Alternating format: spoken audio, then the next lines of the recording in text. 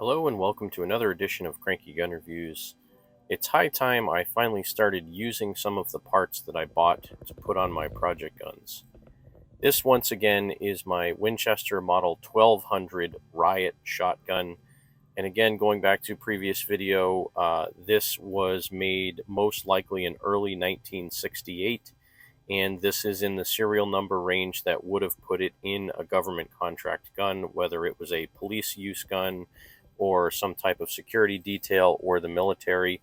I'm not actually sure, but the 400,000 serial number range, from what I could find out online, were all made for the government, either the military or law enforcement. So this particular one is really cool. It is actually a Riot shotgun.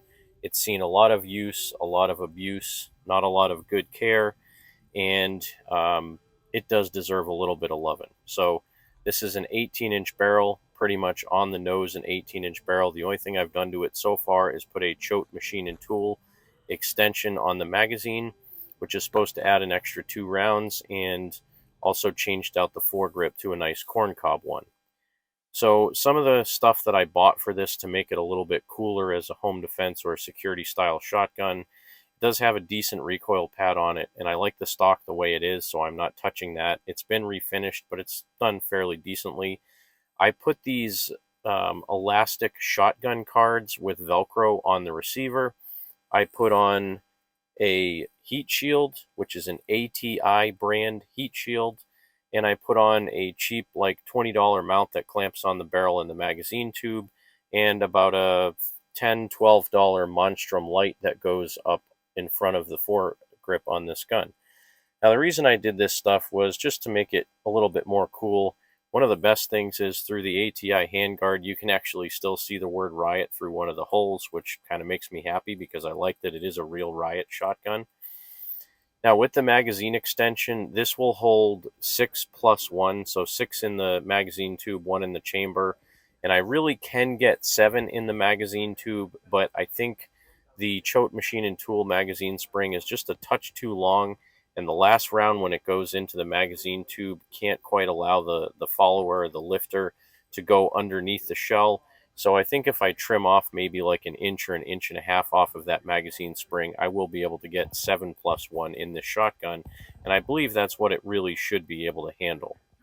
Now you can see how crappy the barrel is for the bluing that's left on it. At least that heat shield really covers it up. Again, you can see that Monstrum light on that rail piece that I bought. The corncob grip that I put on there recently, and moving backwards you can see those elastic shotgun cards. I kind of got into these watching a lot of the TFB TV videos. James Reeves uses these a lot, and they're really kind of nice because if you ever need to go somewhere, you can throw, 4, 5, 6 of these things in a bag or on a vest that you're carrying and have them preloaded. And the beauty of them being Velcro is you just stick them on the receiver.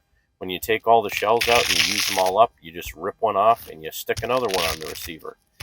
Now, because the elastic on this will degrade over time, you don't want to necessarily keep all of your shotgun cards loaded all the time. But what I do is keep a couple of them loaded, one on the gun and one ready to grab, so that I can grab it if I ever needed to. And here's just a little bit of an artsy shot of the Winchester Model 1200.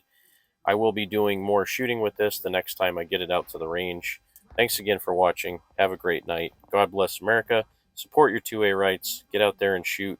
And you remember, if someone asks you to give up some of your freedom for the greater good, remind them that freedom is the greater good.